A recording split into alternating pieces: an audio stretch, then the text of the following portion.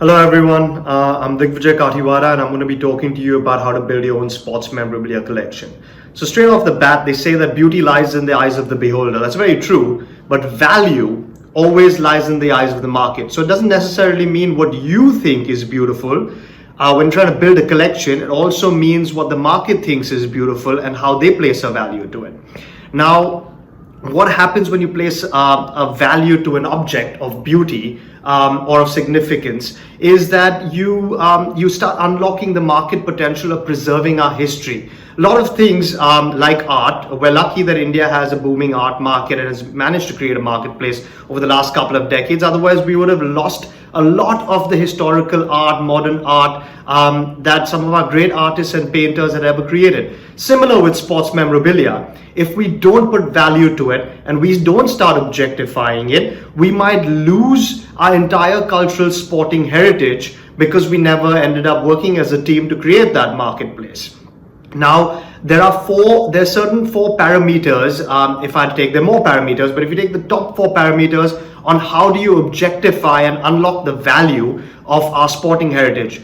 First, and this applies to art, artifacts, other objects of beauty, but this is specifically talking about sports and sports collectibles at the moment.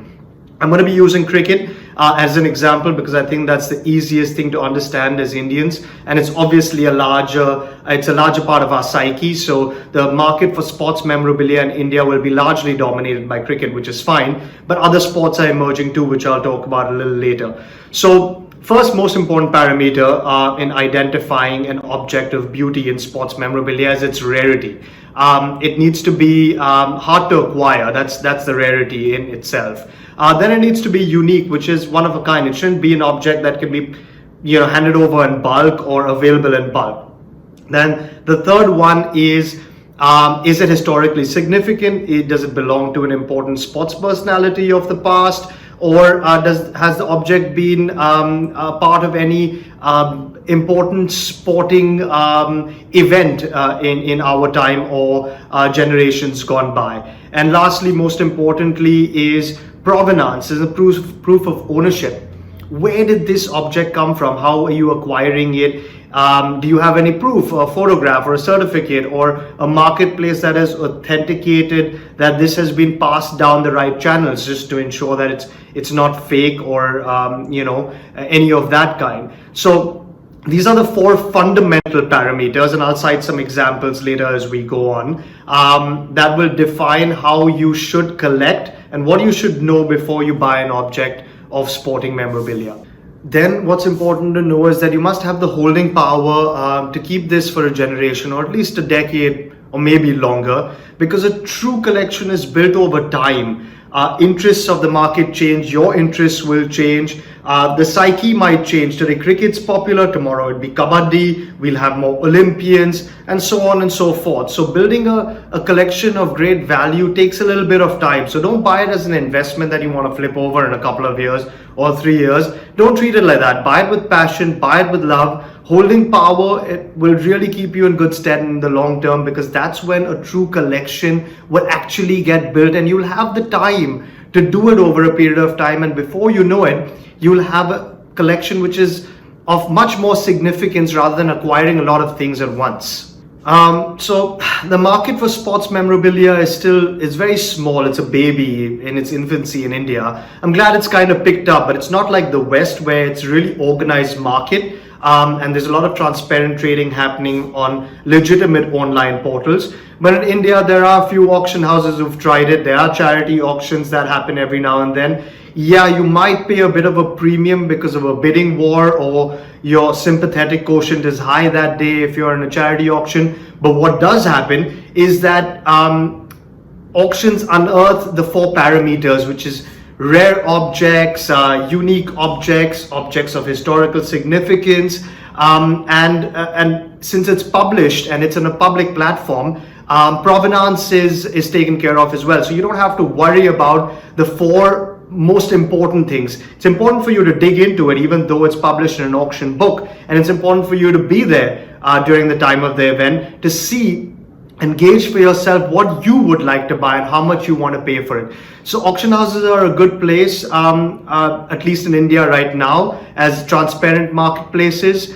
And then there's obviously eBay and Facebook. But you need to be a little careful of eBay and Facebook, because you need to ask those questions for the 4 most important parameters, and only then go ahead and get like a deal and strike a deal, because you're doing that privately. So all the risk is then on you to do your research, to see whether it's legitimate or not, and how desperately you want that item and how rare and unique it is. So these are some of the places that you can start scratching around and finding memorabilia for yourself. So now I'm going to quickly give you some examples, because the world of sports memorabilia is quite huge. I'm going to use cricket as the base, because the easiest to understand. Let's look at these memorabilia that tick all the parameters. Virat Kohli's bat, match used in New Zealand, or a tour of New Zealand. Wasim Akram's 1992 jumper, sold in auction. Sachin Tendulkar's 2003 World Cup jersey, sold in auction. Erapalli Prasanna's tour jacket, Indian team blazer that is. Then we have a Bradman signed player cigarette cards, and a very important photograph here, which is the 1911 All India team tour to England, even before the 1932 C.K. Naidu's team. So those are a few interesting examples for you to have a look at.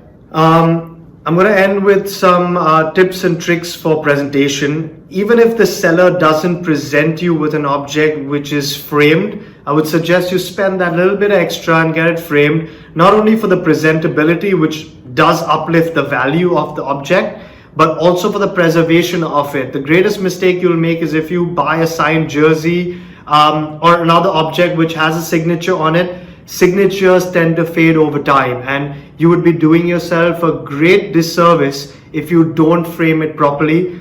You can get loads of ideas on this from the internet, and your local framer would be just the right person to go to, and you can just monitor him doing it. It's as simple as that. So spend that little bit extra and don't cheap out. Definitely do it. So that's it from me. Thank you for watching, and hopefully more on the Avid platform, where learning never stops. Thank you.